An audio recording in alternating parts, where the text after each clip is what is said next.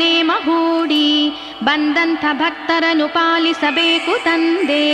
ಅಯ್ಯಪ್ಪ ಸ್ವಾಮಿ ಶರಣಂ ಬೆಳಗಾಯಿತೇಳು.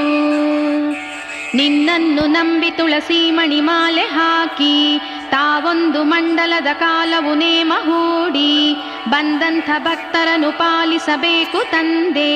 ಅಯ್ಯಪ್ಪ ಸ್ವಾಮಿ ಶರಣಂ ಬೆಳಗಾಯಿತೇಳು.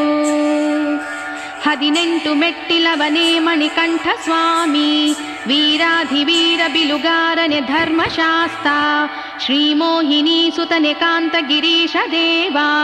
ಅಯ್ಯಪ್ಪ ಸ್ವಾಮಿ ಶರಣಂ ಬೆಳಗಾಯಿತೇಳು.